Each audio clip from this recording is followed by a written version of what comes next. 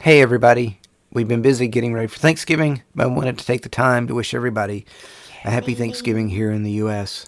It's only in a couple of days.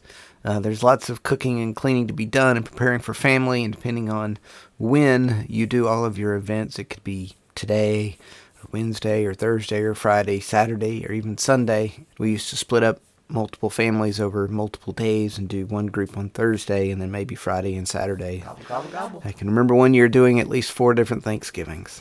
There's lots of new content in the works, everything from holiday prep to the mower and how things are coming along with it, shop-related activities, and more beach stuff, both from the sand sculpting event we went to and then the castles and stuff that we did ourselves this past summer. I hope everybody stays safe. I hope you enjoy your time together with family and friends. I hope everyone has a happy Thanksgiving.